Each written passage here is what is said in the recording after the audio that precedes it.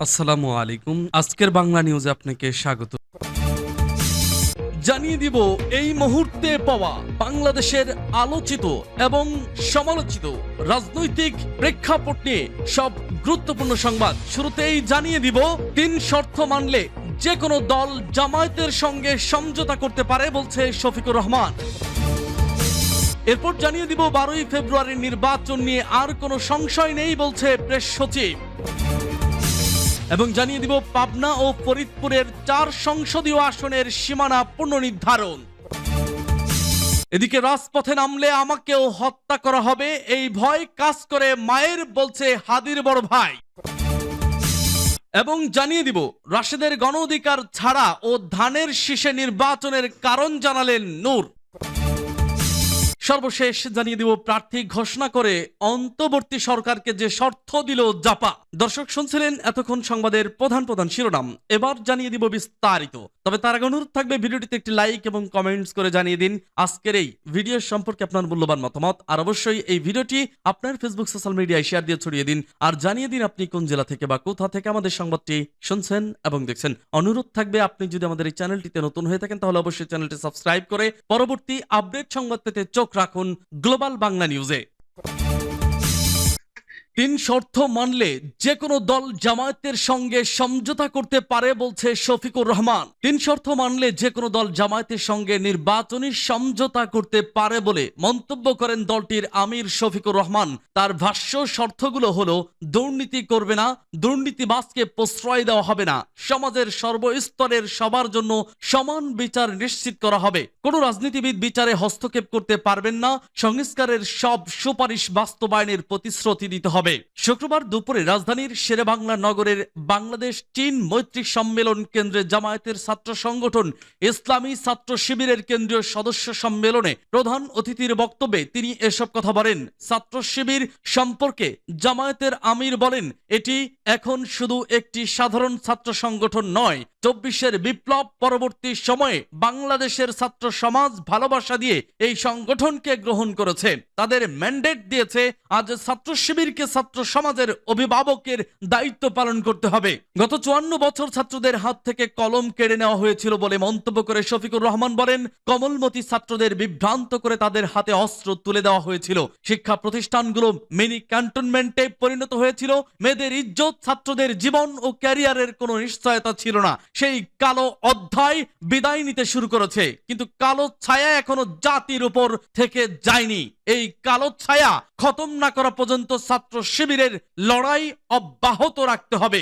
দেশ নিয়ে একটি নতুন সম্ভাবনা দেখা দিয়েছে বলে মন্তব্য করেন জামায়াতের সেক্রেটারি জেনারেল মিয়া গোলাম পরওয়ার। তিনি বলেন, সামনে জাতিকে ঐক্যবদ্ধ করে এগিয়ে নিয়ে যেতে হবে। তবে ঠিক এই সময়ে এই অগ্রযাত্রা রুখে দেওয়ার জন্য একটি চক্র, একটি ষড়যন্ত্র দেখা যাচ্ছে। শিবির তথা আধিপত্যবাদ বিরোধী ইসলামী জনতার এই সংগ্রামকে সন্ত্রাস দিয়ে তারা ঠেকাতে না পেরে এখন মিথ্যাচার অপপ্রচারের মাধ্যমে জাতিকে বিভ্রান্ত করে আবারও পেছনে ঠেলে দিতে চায়। কিন্তু জাতি কোনো মিথ্যাচার কখনো বিশ্বাস করবেন না। প্রতিপক্ষ শক্ত যুক্তি ও আদর্শ দিয়ে শিবিরকে মোকাবেলা করতে ব্যর্থ হয়ে মিথ্যাচার আর অপপ্রচারের পথ বেছে নিয়েছে বলে মন্তব্য করেন মিয়া গোলাম পরওয়ার। তিনি বলেন, প্রতিপক্ষ শিবিরকে স্বাধীনতা বিরোধী বলেছে, রক্কাটা বলেছে, গুপ্ত বলেছে, কিন্তু প্রমাণ করতে পারেনি। 4টি পাবলিক বিশ্ববিদ্যালয় ছাত্র সংসদ নির্বাচনে জনগণ তাদের প্রতিপক্ষ প্রত্যাখ্যান করেছে। জনগণ তাদের কথায় কখনো বিভ্রান্ত হয়নি। অনুষ্ঠানেও আরো বক্তব্য দেন জামায়াতের সহকারী সেক্রেটারি জেনারেল রফিকুল ইসলাম খান, কেন্দ্রীয় কর্মপরিষদ সদস্য, ঢাকা 12 আসনের দলের প্রার্থী সাইফুল আলম খান মিলন, ইসলামী আন্দোলন বাংলাদেশের প্রেসিডিয়াম সদস্য আশরাফ আলী আকন, বাংলাদেশ লেবার পার্টির চেয়ারম্যান মুস্তাফিজুর রহমান ইরান, জাতীয় গণতান্ত্রিক পার্টির জাগোপা মুখপাত্র রাশেদ প্রধান প্রমুখ। 12ই ফেব্রুয়ারির নির্বাচন নিয়ে আর কোনো সংশয় নেই বলছে প্রেস সচিব। ত্রয়োদশ জাতীয় সংসদ নির্বাচন নির্ধারিত সময়ে হওয়া নিয়ে যে সংশয় ছিল তা দূর হয়েছে বলে মন্তব্য করেছেন অন্তর্বর্তী সরকারের প্রধান উপদেষ্টার প্রেস সচিব শফিকুল আলম। শুক্রবার নিজের ভেরিফাইড ফেসবুক অ্যাকাউন্টে এক পোস্টে এ মন্তব্য করেন তিনি। স্ট্যাটাসে শফিকুল আলম লেখেন, সাধারণ নির্বাচন ও গণভোট এখন আর মাত্র 7 সপ্তাহ দূরে 49 দিন। নির্বাচন সময় মতো অনুষ্ঠিত হবে কিনা সে বিষয়ে আমার কখনোই সংশয় ছিল না, যদিও কিছু সময়ে আমাকে নিজের উচ্ছ্বাস সংযত করতে হয়েছে। তবে গতকালের ঘটনাবলী সমালোচকদের মনে থাকা শেষ সন্দেহটুকু দূর করে দিয়েছে। 12ই ফেব্রুয়ারি নির্বাচন নির্ধারিত সময়ে হবে কিনা সে প্রশ্ন আর নেই। প্রেস সচিব লেখেন, 1-2 দিনের মধ্যেই জাতীয় সংসদ নির্বাচনের মনোনয়নপত্র জমা দেওয়া হবে। এরপর হাজার হাজার প্রার্থী নিজ নিজ এলাকায় ফিরে যাবেন। ছাপাখানাগুলো পুরোদমে চালু হবে। টেলিভিশন চ্যানেলগুলোতে শুরু হবে নির্বাচন কেন্দ্রিক বিতর্ক, যার প্রতিধ্বনি পৌঁছে যাবে গ্রাম পর্যায় পর্যন্ত। শেষে তিনি লেখেন, বাংলাদেশ গভীর ক্ষত বহন করছে। এটি ক্রমেই প্রশস্ত হয়ে চলা বিভাজন, যা নিরাময় করতে পারে একমাত্র একটি সত্যিকার অর্থে বিশ্বাসযোগ্য নির্বাচন। পাবনা ও ফরিদপুরের 4 সংসদীয় আসনের সীমানা পুনর্নির্ধারণ। পাবনা ও ফরিদপুর জেলার 4টি সংসদীয় আসনের সীমানা পুনর্নির্ধারণ করে গেজেট প্রকাশ করা হয়েছে। সুপ্রিম কোর্টের হাইকোর্ট বিভাগের আদেশের পরিপ্রেক্ষিতে বাংলাদেশ নির্বাচন কমিশন এই সীমানা পুনর্নির্ধারণের সিদ্ধান্ত নেয়। বুধবার প্রকাশিত সরকারি গেজেট অনুযায়ী পুনর্নির্ধারিত 4টি সংসদীয় আসন হল পাবনা 1, পাবনা 2, ফরিদপুর 2 ও ফরিদপুর 4। গেজেটের তথ্য অনুযায়ী পাবনা 1 নির্বাচনী এলাকা 68টি আসনের সীমানায় অন্তর্ভুক্ত করা হয়েছে সাথিয়া উপজেলা এবং বেড়া উপজেলার বেড়া পৌরসভা, হাটুরিয়া নাকালিয়া ইউনিয়ন, নতুন ভারেঙ্গা ইউনিয়ন, চাকলা ইউনিয়ন ও কৈটলা ইউনিয়ন। পাবনা 2 নির্বাচনী এলাকা 69 আসনের সীমানায় অন্তর্ভুক্ত হয়েছে সুজানগর উপজেলা এবং বেড়া উপজেলার অবশিষ্ট অংশ, অর্থাৎ বেড়া পৌরসভা উল্লেখিত 5টি ইউনিয়ন ছাড়া বাকি এলাকা পাবনা 2 আসনের অন্তর্ভুক্ত থাকবে। এদিকে ফরিদপুর জেলার ক্ষেত্রে ফরিদপুর 2 নির্বাচনী এলাকা 212 আসনের সীমানায় অন্তর্ভুক্ত করা হয়েছে নগরকান্দা উপজেলা ও সালথা উপজেলা। অন্যদিকে ফরিদপুর 4 নির্বাচনী এলাকা 2014 আসনের সীমানায় অন্তর্ভুক্ত হয়েছে ভাঙ্গা উপজেলা, চরভদ্রাসন উপজেলা ও সদরপুর উপজেলা। রাজপথে নামলে আমাকেও হত্যা করা হবে, এই ভয় কাজ করে মায়ের। হাদির বড় ভাইয়ের মন্তব্য। শহীদ শরীফ ওসমান হাদির বড় ভাই শরীফ ওমর বিন হাদি বলেছেন, আমি যদি আবার আমার ভাইয়ের হত্যার বিচারের দাবিতে রাজপথে নামি, আমাকেও হত্যা করা হবে, এই ভয় আমার মায়ের মধ্যে কাজ করছে। মা ইতিমধ্যে এক সন্তান হাদিকে হারিয়েছেন, আরেকটাকেও হারানোর আশঙ্কায় ভীত। শুক্রবার রাজধানীর বাংলাদেশ চীন মৈত্রী সম্মেলন কেন্দ্রে বাংলাদেশ ইসলামী ছাত্র শিবিরের কেন্দ্রীয় সদস্য সম্মেলনে অংশ নিয়ে তিনি এসব কথা বলেন। শরীফ ওমর বিন হাদি বলেন, শহীদ ওসমান হাদি শাহবাগে রাজপথে দাঁড়িয়ে চোখে চোখ রেখে নারায়ে তাকবীর স্লোগান দিতেন। এ কারণে পরিবারকে নিয়মিত হুমকি দেওয়া হতো, হোয়াটসঅ্যাপ ও মেসেঞ্জারে কাফনের ছবি পাঠানো হতো। শুরুতে এইসব বিষয় পরিবারকে জানালেও পরে ওসমান আর শেয়ার করতেন না, যাতে পরিবারের ভয় না বাড়ে। নিজের পারিবারিক ও রাজনৈতিক জীবনের কথা তুলে ধরে তিনি বলেন, 2012 সালে বাবার মৃত্যুর পর আমরা 2 ভাই একই এলাকায় বসবাস করতাম।